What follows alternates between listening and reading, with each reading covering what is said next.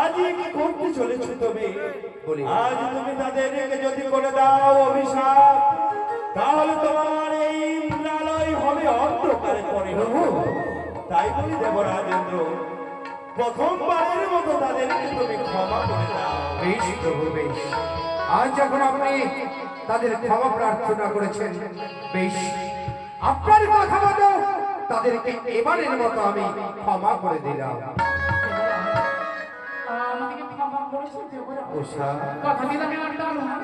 কেন তাল ভঙ্গ হয় বা কেন তাল ভঙ্গ বলি মানে? আর এইভাবে নৃত্য করিস রে মা, ভালোভাবে নৃত্য কর, না হলে আমি অপমানিত হব।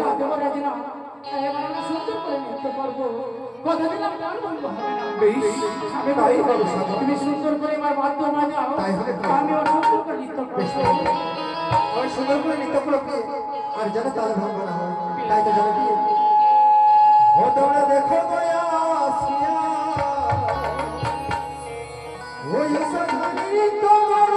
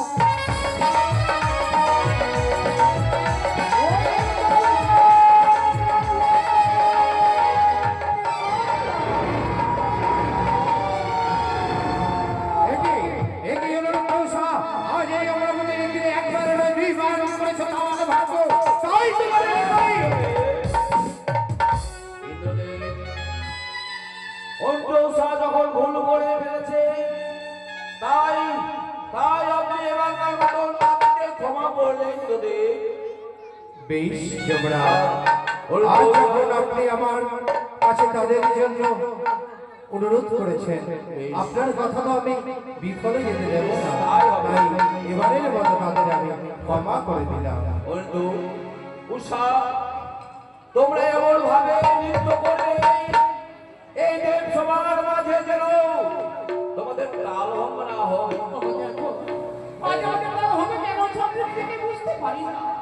বেশ, তোমরা সুন্দর ভাবে নৃত্য করো, এমন ভাবে নৃত্য করবে তাল যেন ভঙ্গ না হয়। করো নৃত্য। তুমি আমি কত নিঃশ্বাস করেছিলাম না দেব না আমাদের কপালে কে বলে রেখে রয়েছে, কেন আজ তার ভঙ্গ চলছে কিছুই বুঝতে পারি না। তাই তো সত্য বলেছ, কিছু বুঝতে পারি না কি কেন এবার বারবার করে আমাদের এই তারা ভঙ্গ হয়ে যায়।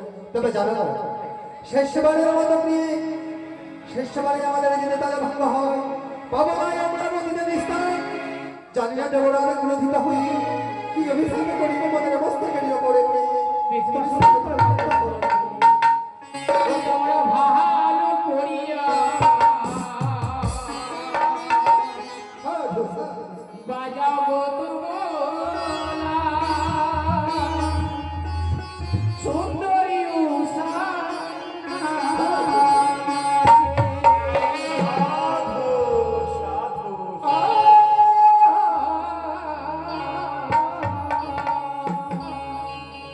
তোমরা ভালো করিয়া বাজাবো তোমরা সুন্দরী উষা।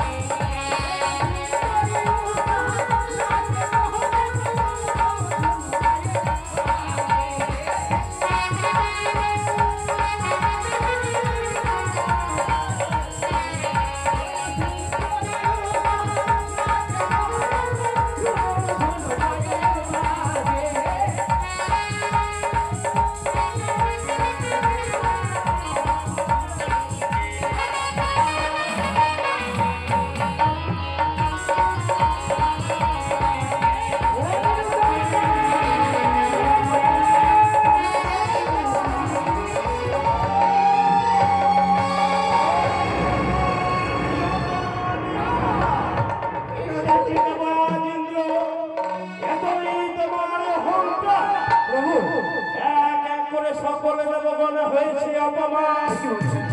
তাই এই অপমানের জ্বালা সহ্য না করতে পারে তোমার এই অমরাবতী পরিত্যাগ করে এই মুহূর্তে চলে যাবো আমি আমার ওই কয়লা